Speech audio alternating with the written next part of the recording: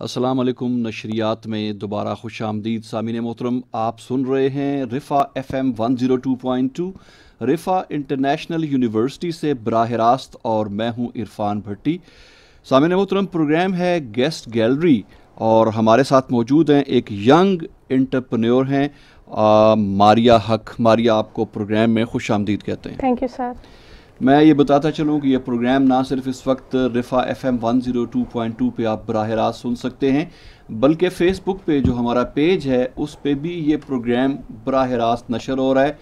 जिन ख़वातीन हज़रात के पास इंटरनेट की दस्तरस है वो इस प्रोग्राम को देख भी सकते हैं। मारिया, सबसे पहले तो आपको खुश आमदीद कहते हैं, और जो मैंने शुरू में तारुफ़ कराया आपकी नाम की हद तक कि आप एक यंग एंटरप्रेन्योर हैं, थोड़ा डिटेल तारफ़ अपना कराइएगा, क्या करती हैं आप? मैं अभी तो बैचलर्स कर रही हूँ टेक्सटाइल डिज़ाइनिंग में और मेरा 7th सेमेस्टर चल रहा है। उसके साथ साथ मैं अपना बेकिंग बिज़नेस रन कर रही हूँ, जो कि अभी कुछ ही दिन हुए मैंने स्टार्ट किया है, लेकिन अल्हम्दुलिल्लाह कि वो इतना अच्छा जा रहा है कि अब मैं उसे एक बिज़नेस कह सकती हूँ। और ये है कि इसके साथ साथ अगर कभी पेंटिंग्स या कोई भी और हॉबी मुझे कभी फ्री टाइम मिलता है तो मैं उसको भी फॉलो अप करती हूँ। अच्छा, जो आपका बैकग्राउंड है, एजुकेशनल बैकग्राउंड जो आप पढ़ रही हैं वो टेक्सटाइल डिज़ाइनिंग है, लेकिन जो बिज़नेस आपने शुरू किया वो बेकिंग से रिलेटेड है। मैं बताता चलूँ कि मारियाज़ ओवन के नाम से बेकिंग का बिज़नेस इन्होंने शुरू किया है। तो एजुकेशनल बैकग्राउंड डिफरेंट है और ये बिज़नेस आपने डिफरेंट शुरू किया, इसकी क्या कोई ख़ास रीज़न क्या है इसकी? इसकी ख़ास रीज़न आप ये कह सकते हैं कि मुझे बेकिंग का बहुत ज़्यादा शौक़ है। पिछले 5 साल से ऑलमोस्ट मैं बेक कर रही हूँ। अच्छा। और अब मुझे ऐसा लगा कि मुझे पेज स्टार्ट करना चाहिए। मैं कब से सोच रही थी क्वारंटीन के टाइम पीरियड में कि मैं स्टार्ट करूँगी, पर मैं ये सोच रही थी कि मैं जो है वो अपना सेमेस्टर कंप्लीट होने के बाद स्टार्ट करूँगी। लेकिन अभी एक रीसेंट जो स्मैश केक बहुत ज़्यादा इन है वो मैंने अपने व्हाट्सएप स्टेटस पे पोस्ट किया, और मेरे फ्रेंड्स ने मुझे कहा, स्पेशली मेरी एक फ्रेंड है आमना, उसने मुझे कहा कि तुम्हें ये बिज़नेस स्टार्ट करना चाहिए अभी। तो फिर हमने एक इंस्टाग्राम पेज बनाया और उसके बाद हमने ये सारा सेटअप स्टार्ट कर दिया और अल्हम्दुलिल्लाह अच्छा जा रहा है। अच्छा, किस नाम से page? Maria's Oven, from Maria's Oven. From Maria's Oven. अच्छा, तो मतलब घर में पहले आप ट्राइयाँ करती रही हैं? बहुत ज़्यादा, मैंने बहुत बड़े बड़े डिज़ास्टर्स भी किए हैं, बहुत बड़े बड़े, और मेरी मम्मा इससे बिल्कुल बगैर तो लर्निंग नहीं होती। जी, और मेरी मम्मा इससे बिल्कुल भी खुश नहीं थी कि मैंने इतने डिज़ास्टर्स किए, इतना सब कुछ ज़ाया किया है।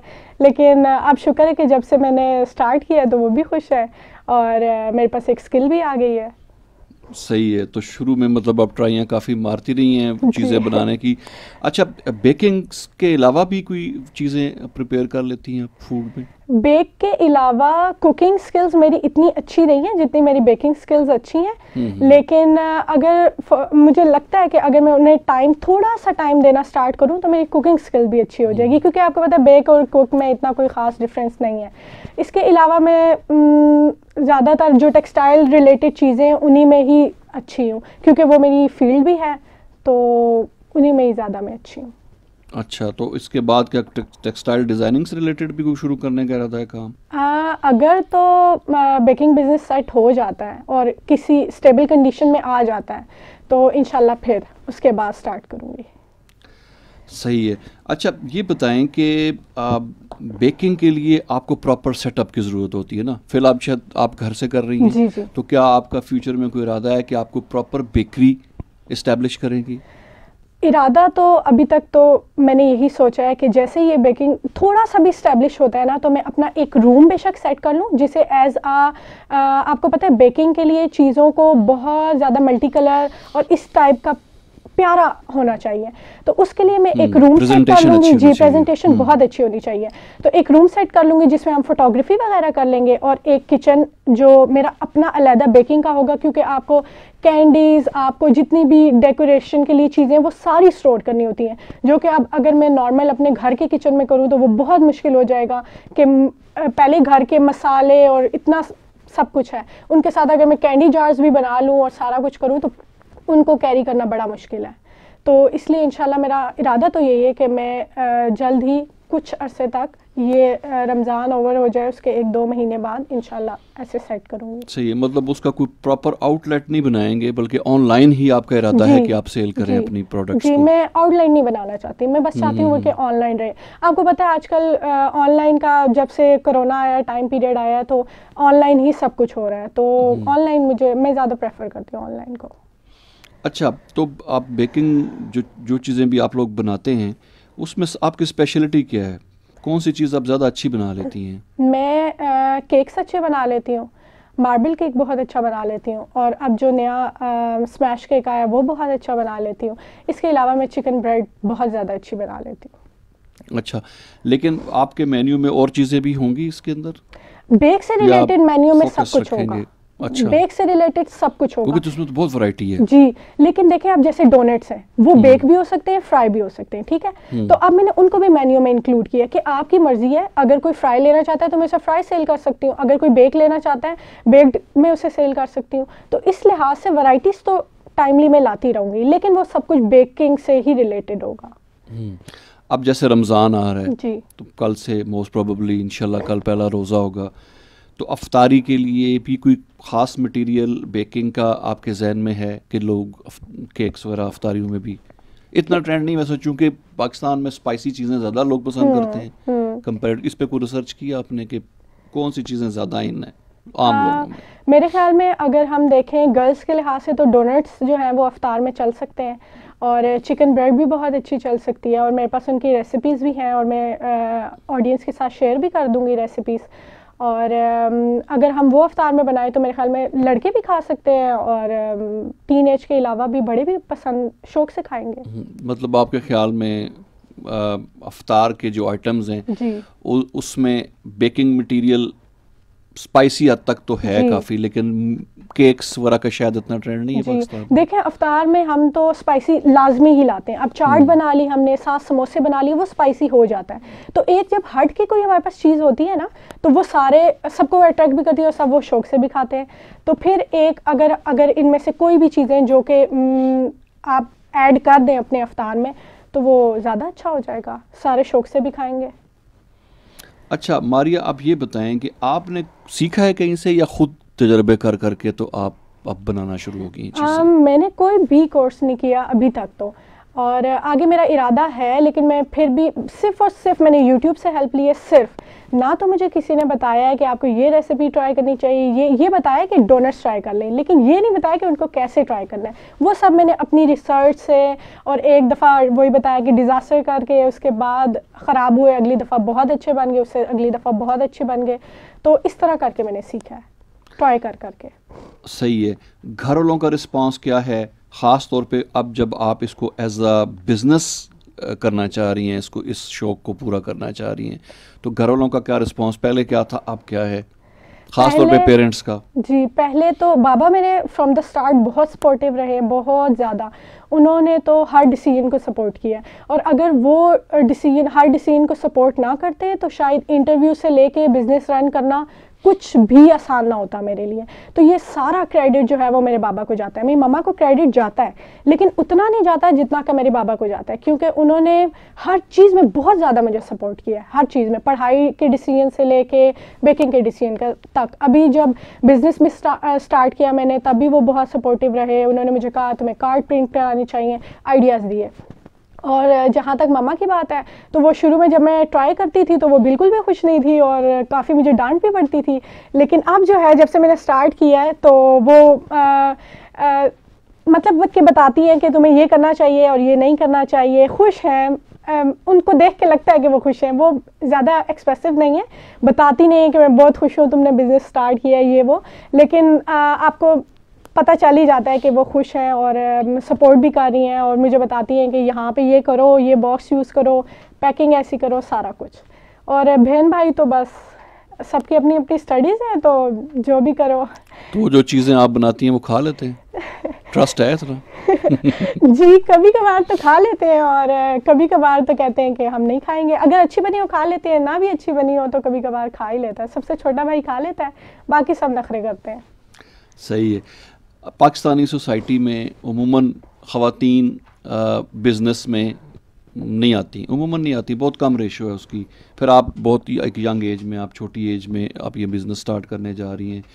आप क्या समझती हैं कि पाकिस्तान में ख़वातीन को, आप ख़ुद भी अभी स्टूडेंट हैं, आना चाहिए इस तरह के कामों में ताकि वो हाथ बटा सकें अपने पेरेंट्स के, जितने भी आप ये समझें कि उनको इकोनॉमिकल सपोर्ट भी मिले इस चीज़ से। अगर इस तरह से बाकी ख़वातीन, बाकी बच्चियाँ, बाकी लड़कियाँ भी ज्वाइन करें इस तरह, अपनी जो भी स्किल्स हैं उनकी। और अब चूँकि ऑनलाइन अपॉर्चुनिटी अब सबके लिए ओपन है कि आपको ज़रूरी नहीं है कि आप घर से बाहर निकलें, कहीं दूर जाएं, ट्रैवल करके जाएं, बल्कि आप अपनी जगह पे बैठे बैठे आप बहुत कुछ कर सकते हैं। इस हवाले से क्या कहना चाहेंगे? असल में फ्रॉम द स्टार्ट मुझे इंडिपेंडेंट होने का बहुत हद तक बहुत ज़्यादा शौक़ है, और मैं ये चाहती थी कि मैं कोई ऐसा बिज़नेस करूं जिसमें मुझे बाहर ना जाना पड़े, क्योंकि आपको पता है कि आजकल फैमिली तो अलहदा चीज़ हो जाती है, बहुत सारे ऐसे मसले होते हैं कि आप बाहर जाके कोई भी जॉब नहीं कर सकते, कुछ भी नहीं कर सकते। और वैसे भी मेरे पास बेकिंग स्किल भी थी, और वैसे कहा जाता है कि do what you love to do, तो मुझे बेकिंग करना बहुत ज़्यादा पसंद था। तो बस मैंने तो यही सोचा कि मुझे इसको एज आ ऑनलाइन बिजनेस करना है, लेकिन मुझे ये नहीं पता था कि मुझे अभी करना है। ये तो खैर मेरी फ्रेंड का आइडिया था कि मुझे अभी करना है।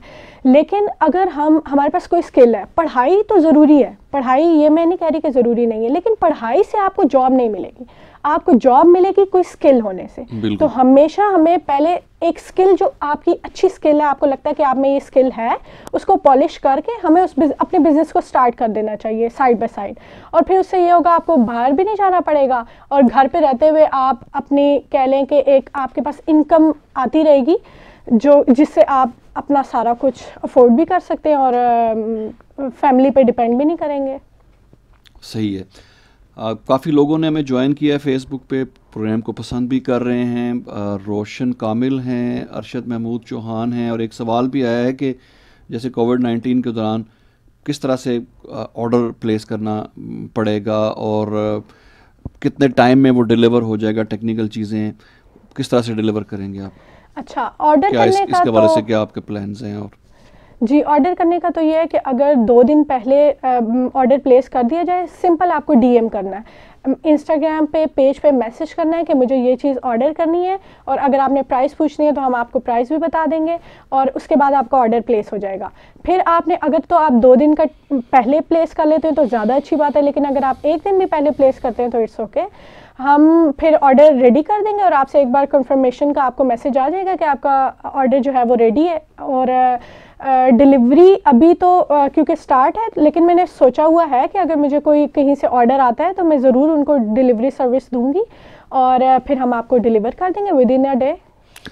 जैसे मुख्तलिफ सर्विसेज ऑलरेडी मौजूद हैं, फूड पांडा इस तरह की, आपका है फ्यूचर में प्लान कि इस तरह से भी आप कंपनसेट कर चीज़ों को ज़्यादा आसानी ताकि हो जाए, आपको चीज़ें पहुंचाने में जल्दी पहुंचे?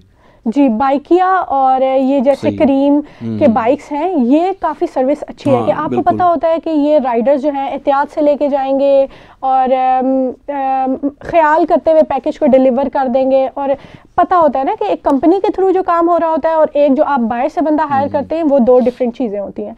तो ये सर्विसेज इंशाल्लाह अगर डिलीवरी के लिए मुझे यूज़ करनी पड़ी तो मैं ज़रूर यूज़ करूँगी। सही है।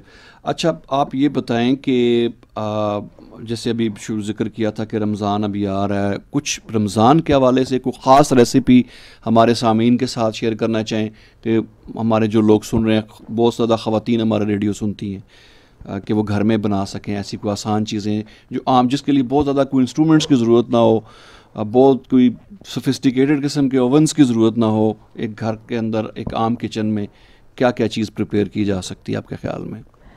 डोनट्स बन सकते हैं और चिकन ब्रेड भी बन सकती है। बहुत इजी रेसिपी है। डोनट्स के लिए हमें ये करना है कि सबसे पहले 2 कप मैदा ले लेना है, उसके बाद 2 कप मैदे को एक बोल में डाल लेना है, उसके बाद 3 से 4 चम्मच उसमें चीनी डालनी है, नमक डालना है 1 चम्मच, और उसके बाद 1/4 ऑफ कप हमें वाटर चाहिए, 1/4 ऑफ कप हमें मिल्क चाहिए। उन वाटर और मिल्क को मिक्स कर लेना है और उसको साइड पे रख देना है। फिर हमें उस बोल में जिसमें हमने मैदा, सॉल्ट और शुगर ऐड की थी, उसमें एक अंडा डालना है और 4 चम्मच ऑलमोस्ट आपको या 5 चम्मच ऑयल के डाल देने हैं, टेबल स्पून।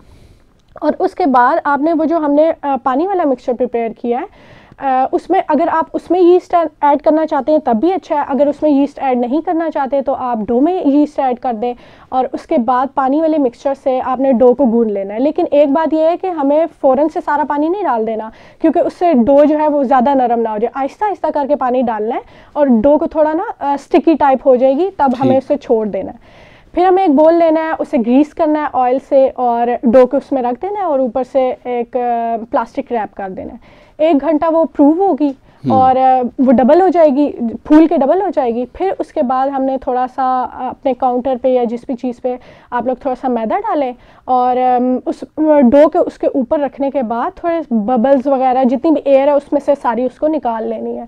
फिर उसके बाद डो को सेम जैसे रोटी हम बेलते हैं, सेम वैसे रोटी को बेलना है और कोई कुकी कटर ले लें, बिस्किट कटर ले लें। मैं तो ग्लास यूज़ कर लेती हूँ, सीधा सीधा ग्लास को राउंड शेप में उसके सर्कल्स बना लें और दरमियान में कोई और छोटा किसी चीज़ की कैप ले लें। जैसे हमारी जो दवाई वाली बॉटल होती है उसकी कितनी छोटी सी कैप होती है, उसको दरमियान में कैप को रखें, उसमें भी दोबारा सर्कल बना लें और ऑयल को गरम कर लें। इतना गरम करना है कि जब हम डोनट डालें तो फ़ौरन ऊपर आ जाए। और एक टिप ये है कि अगर सारे डोनट्स एक साथ फ्राई करने के बजाय अगर हम पहले एक डोनट को फ्राई करके देख लें और हमें पता चल जाएगा कि वो गोल्डन है, तो इस तरह तब निकाल लेना है। 1 मिनट बाद निकालना है, 2 मिनट बाद निकालना है, तो हमें सही अंदाज़ा हो जाएगा। फिर एक डोनट को फ्राई किया हमने, 1-2 जलाने के बाद पता चल जाता है जी यही कह सकते हैं आप टेम्परेचर क्या होना चाहिए ऑयल का जी। फिर 1-2 फ्राई करने के बाद उन्हें टिश्यू और प्लेट वगैरह पे निकाल लेने ताकि टिश्यू जो है वो उनका ऑयल एब्जॉर्ब कर ले। उसके बाद सारे डोनट्स को फ्राई कर लेना है और उनके ऊपर अगर ग्लेसिंग जैसे भी आप करना चाहते हैं कर लें। डार्क चॉकलेट को मेल्ट करके उसमें दूध डाल के ऊपर स्प्रिंगल्स डाल दें, या अगर आप शुगर ग्लेज बनाना चाहते हैं तो इजीली शुगर ग्लेज बना लें। सही है। एक आध रेसिपी आपसे हम और भी लेंगे। मैं सामीन को बताता चलूँ कि प्रोग्राम गेस्ट गैलरी इस वक्त आप समात फरमा रहे हैं रिफा FM 102.2 पे।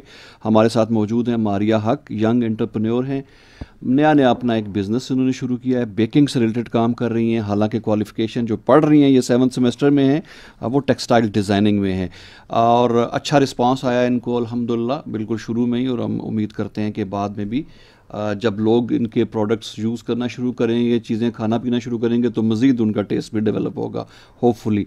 और चूँकि रमज़ान है तो एक रेसिपी मारिया ने हमारे साथ शेयर की, हम चाहेंगे कि एक कोई और रेसिपी रमज़ान के हवाले से खुसूसी हमारे सामीन के साथ शेयर करें। अच्छा, दूसरी रेसिपी हो सकती है चिकन ब्रेड की, जो कि सबको इंटरेस्टिंग लगेगी और आसान भी है बनाना। उसके लिए हमें सेम वैसे ही डो बनानी है जैसे मैंने पहले डो बनाना बताई थी, लेकिन मैं दोबारा रेसिपी बता देती हूँ। 2 कप मैदा लेना है, उसमें 1 चम्मच नमक का डालना है, 1 चम्मच उसमें अंडा डालना है और 2 चम्मच उसमें यीस्ट के डालने हैं। पहले हमने शुगर डाली थी क्योंकि डोनट्स हमें मीठे चाहिए होते हैं, अभी हमें बस शुगर ऐड नहीं करनी। हमें उसको सेम 1/4 कप वाटर लेना है, 1/4 कप मिल्क लेना है, उन दोनों को आपस में मिक्स कर लेना है। और ये याद रखना है कि पानी भी गर्म होना चाहिए और थोड़ा सा गर्म, और दूध को भी गर्म होना चाहिए, क्योंकि दूध और पानी से ना जब वो गर्म होता है तो डो जो होती है वो नरम गूंदी जाती है। फिर हमें उसको आहिस्ता आहिस्ता पहले मिक्सचर को मिक्स करना है जो पाउडर मिक्सचर है, और उसके बाद ऑयल डालने के बाद हमें पानी आहिस्ता आहिस्ता डालना है, उसको स्टिकी फॉर्म में ले आना है। उसके बाद हमें क्या करना है कि उसको हम साइड पे रख देंगे। जो हमने बोल को ग्रीस करके उसमें डो को डाल के 1 घंटे के लिए प्रूफिंग के लिए साइड पे रख देना है।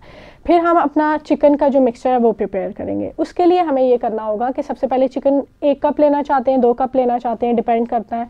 वैसे 2 कप मैदे में 1 कप चिकन बहुत होता है, या 1.5 बहुत होता है। तो चिकन को बॉईल करके हमें उसे ठंडा होने के लिए साइड पे रख देना है। फिर हमें क्या करना है कि एक पैन लेना है, उसमें हमें 4 चम्मच 5 चम्मच टेबल स्पून जो है उनको ऑयल डालना है। उसका ऑयल डालने के बाद हमें एक प्याज बिल्कुल छोटा छोटा चॉप कर लेना है, उसको हमें फिर फ्राई करना है अच्छे से। जब वो फ्राई हो जाए बिल्कुल गोल्डन करना है, जलाना नहीं है, गोल्डन करके फ्राई करना है। उसके बाद हमें उसमें 2 चम्मच मैदे के डाल देने हैं।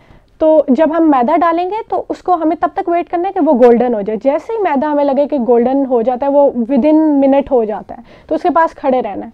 तो उसको हमें हिलाते रहना है, और जैसे ही वो गोल्डन हो जाए हमें चूल्हा बंद कर देना है। फिर हमें ठंडा दूध जो है वो उसके अंदर डालना है 1 कप। ठंडा दूध डालने का ये मतलब होता है, ये एक ट्रिक है कि उससे जो आपकी वाइट सॉस अभी हम बना रहे हैं ना, तो वाइट सॉस में हमारे लम्स नहीं बनेंगे। ये होगा कि उसमें जो गुठलियाँ बन जाती हैं ना, वो बिल्कुल भी नहीं बनेंगी। लेकिन अगर इन केस बन जाती हैं तो आप अपना स्पैचुला यूज़ करते हुए उन गुठलियों को तोड़ लें और फिर 1 कप दूध डाल देना और उस सॉस को अच्छे से मिक्स करना है। और अगर आपको काली मिर्च पसंद है तो आप काली मिर्च भी डाल लें और अच्छे से मिक्स करने के बाद जब आपको लगे कि वो थिक फॉर्म में आ गई है तो उसमें चिकन ऐड कर देना है, चिकन जो हमने बॉईल करके साइड पे रखा था।